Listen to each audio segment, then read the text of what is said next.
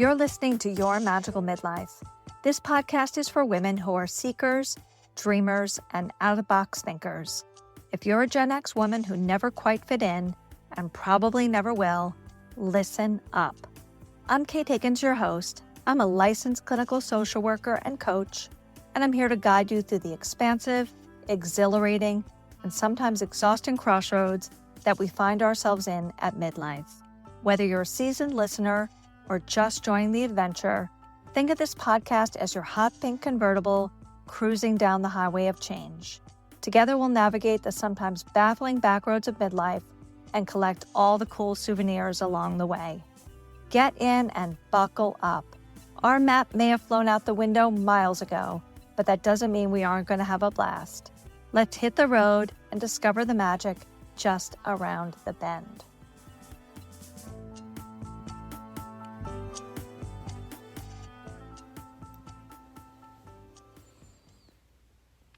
Wiley Women is a wellness brand that wants you to live your best midlife. Developed by a naturopath, they offer tinctures, supplements, and drink mixes.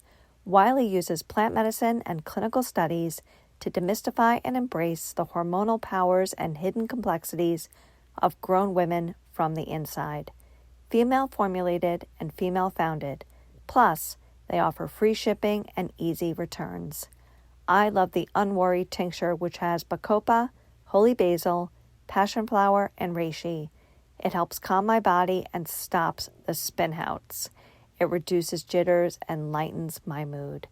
Go to www.wileywomen.com and use code KATEH2O at checkout to get 20% off. That's www.wileywomen.com and use code KATEH2O for 20% off. I grew up in a traditional Irish Catholic household. I went to Catholic school until I went to college. I made my first communion, I made my first confession, and I was confirmed at age 13. On my mom's side of the family, there were multiple clergy members. There was priests and nuns and even a Monsignor. And if you don't know what a Monsignor is, that's somewhere between a priest and a bishop. So religion was very important to me when I was growing up. And I remember when I was a little kid, somewhere around the time we were being confirmed, we got a lot of speeches in Catholic school about listening to when God calls you. And I think that they were encouraging people to be prepared to be called to enter the clergy, to become a nun, to become a brother, to become a priest, to become whatever. And I did not want that. I was not about that. I was actually terrified that I was going to get the calling. I grew up in the 80s and the 70s, so I pictured the rotary phone sitting heavily on the kitchen table and it having that ominous ring and it being God calling me to enter a convent. And that was absolutely not what I wanted for myself. I was so scared that was going to happen. I didn't want to wear the nun outfit. I didn't want to live without excitement and adventure and glamour and clothing and all the things. I just didn't want that. So I squashed that part of myself. And when I became a teenager and a young adult, I kind of gave the church kind of the middle finger in many ways. I thought it was kind of ridiculous and I raged against tradition and I flipped the bird at the values I had been raised with. I definitely outright rejected all those ideas and concepts. But now that I am in my 50s, I'm really rethinking traditional spirituality. In my 20s and my 30s and my 40s, and even now, I have been attracted to and embraced many aspects of the spiritual. I've always been really into tarot, astrology, the goddess, the sacred masculine, the sacred feminine, the divine feminine, Mother Mary. And as I've aged, I find myself coming so far away from my traditional Catholic upbringing. I'm almost full circle right where I began. I'm not saying I'm going to church. Don't get it twisted. But I'm definitely interested in revisiting and repurposing some of my Catholic upbringing, and not in a hereditarical way or in a way where it's mocking it or making fun of it or blasphemizing it in any way. But what I'm considering and thinking about, and what I've been ruminating on for the last year or so, is the desire to mark a space and time for growth periods in our life in much of the way the sacraments are held in my Catholic roots. And I really love this idea. I love the idea that we should create rituals and rites of passage as we move from one stage of life to the next. If you are a woman, probably the last time you were celebrated in any significant way is maybe if you had a baby. Maybe you had a baby shower. And that's not really about you specifically. That's really more about the baby. And that's great.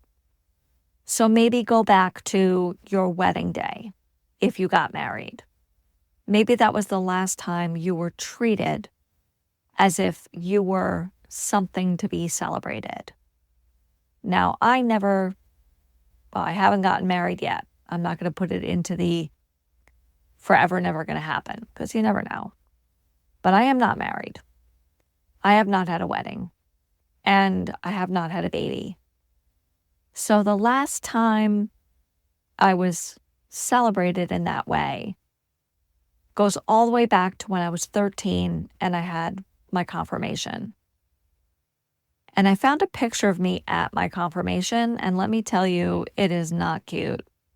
I have my terrible Nick Rhodes, business in the front, party in the back mullet, my braces, and my terrible two-piece red and white pinstripe suit that I thought was so cool at the time, but we definitely bought it at Joyce Leslie. And if you remember Joyce Leslie, it was where all the cool clothes hung out. And it was a terrible 80s juniors store. It wasn't even a department store. It was just like a store for junior clothing.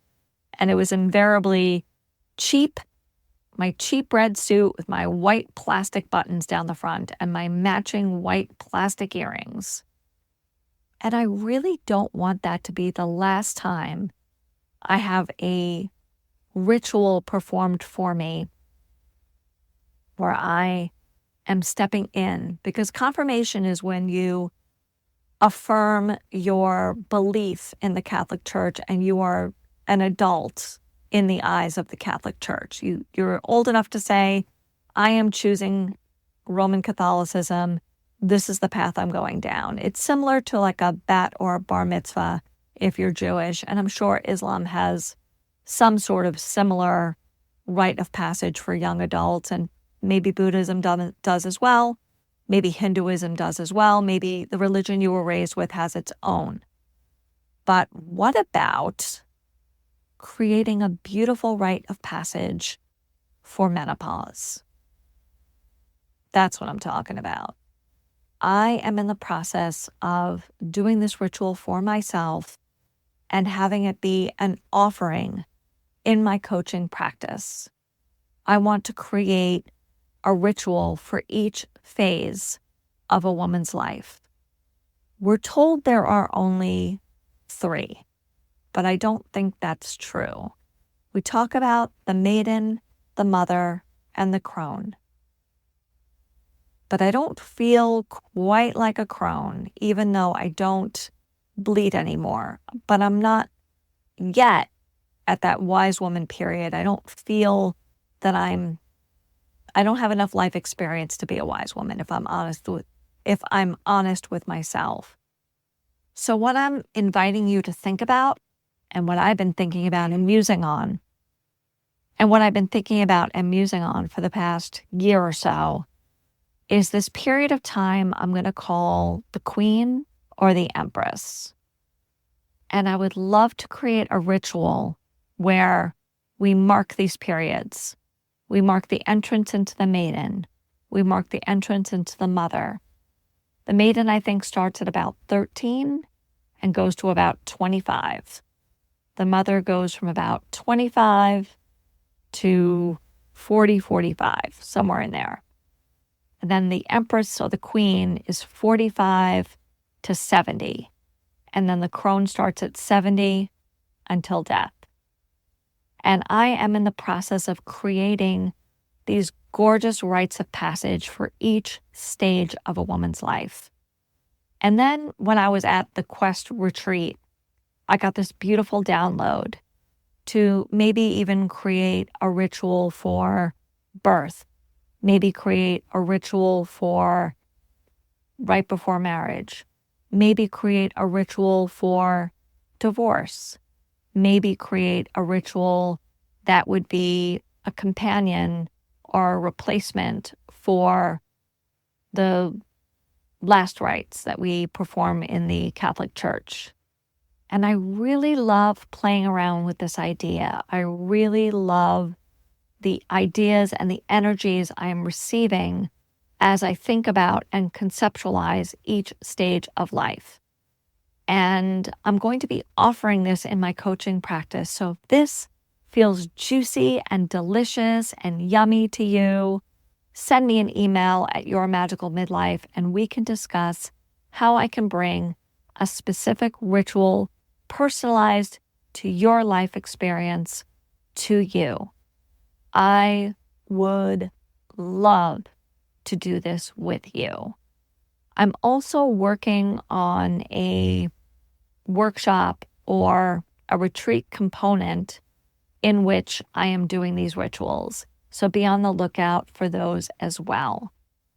Ritual is so important and it feels like a lost art, but I also feel like it's something that is whispering in our consciousness as we get more and more infused in technology, as we become more adapted to staying inside, staring at a screen, staring at a computer, staring at a television, being separated from nature, living under fluorescent lights, being locked down during a pandemic, all of these things. I think there is a hunger for connection, for spirituality, for marking time, for being connected, for coming together as healers. I think we're being called to it. I think this is the calling that I've personally been waiting for, and maybe you've been waiting for it too.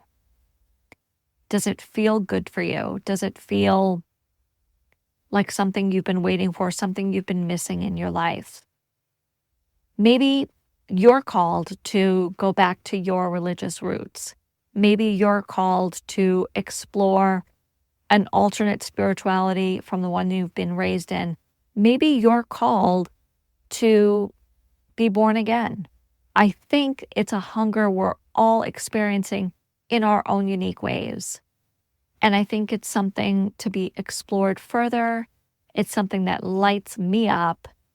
And if you're listening to this, I'm going to hedge a bet that you're lit up by it too. So with that, let's pull a card for this episode. And the card for this episode.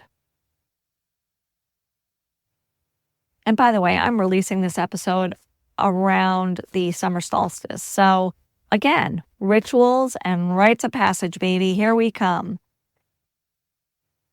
The card for this episode is the Five of Swords. Interesting. The Five of Swords is usually about harsh words, sharp words, words that need to be better mediated. So maybe this card applies to this episode in that you can put down any associations with the rites of passage that you may have been raised with. Maybe you felt that you were connecting to a God of your childhood understanding that was judgmental or had harsh words for you or had strict rules of how things should be. And maybe it's time to loosen up on that concept and embrace a more expansive version of God, the goddess, higher power, universe, source, whatever it is that you feel called to call it, and maybe embrace a softer, loving, divine presence. That's how I'm going to interpret that. I hope you have a great week. Be on the lookout for amazing, juicy, delicious offerings from myself, and I hope to work with you at a future date. Thank you so much for listening to Your Magical Midlife. I'm Kate Higgins, your host.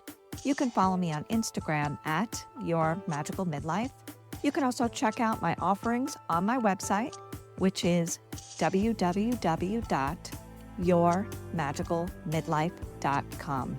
I offer individualized coaching for women 45 plus who are seekers, dreamers, and out-of-box thinkers. I also offer luxury retreats that include ritual, rites of passage, and ceremony for women 45 and beyond. I'd be so excited to work with you. Also, if you're feeling kind and you've enjoyed this episode, please leave me a 5-star review as it opens this podcast to a broader audience and keeps me in those pesky algorithms. Thank you so much for your partnership with me. I appreciate you. Have a great week.